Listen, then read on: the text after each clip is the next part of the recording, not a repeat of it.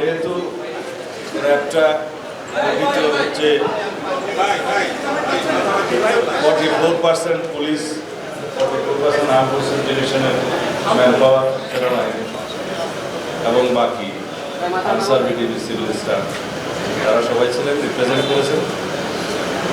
সঙ্গে সেনাবাহিনী প্রধান, নৌবাহিনী প্রধান এবং বিমান বাহিনীর অ্যাক্টিং প্রধান সবাই ছিলেন। আমার সাথে মাননীয় উপদেষ্টা ডক্টর জাহিদ সাহেব ছিলেন, উনি আপনাদের খুবই পরিচিত। আমাদের সমস্ত অনুষ্ঠান শেষ। আমরা আশা করছি আগামী দিনে সম্পূর্ণভাবে মানবাধিকারকে সম্মত রেখে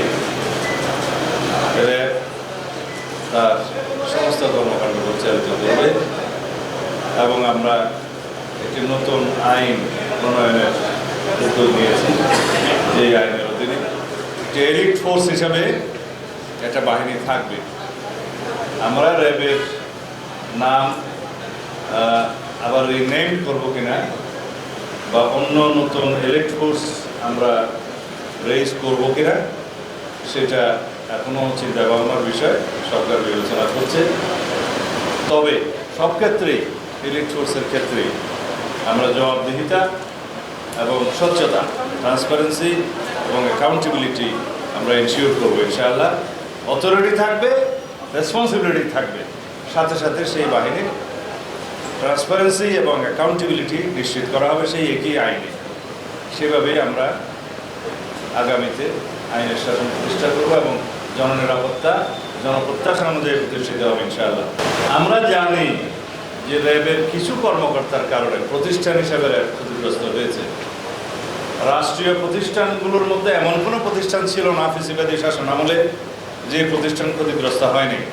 সেটা পুলিশ, সেনাবাহিনী, র্যাব, বিজিবি সবাই ক্ষতিগ্রস্ত হয়েছে প্রতিষ্ঠান হিসেবে। কিন্তু আমাদের স্মরণ রাখতে হবে কয়েকজন কর্মকর্তার অ্যাক্টিভিটিস পুরো প্রতিষ্ঠান দায় দায়িত্ব নিতে পারে না। আমরা এখন যার যার নিজস্ব আইনে, সেই প্রতিষ্ঠানের আইনে সেই সমস্ত অফিসারদেরকে অ্যাকাউন্টেবল করার জন্য এবং বিচার আইনের আওতায় নিয়ে আসার জন্য আমরা অলরেডি অনুশাসন দিয়েছি। কারণ প্রতিষ্ঠান দায়ী না, আইন আছে, প্রতিষ্ঠান কিভাবে চলবে, কর্মকর্তারা কিভাবে সেই আইন মাফিক পরিচালিত হবে। যদি কিছু সংখ্যক কর্মকর্তা কর্মচারী বিপদগ্রস্ত হয় বা বিপদে যায়, তারা পার্সোনালি দায়ী, কোনো প্রতিষ্ঠান দায়ী না। আমরা সেই দৃষ্টিতেই দেখি।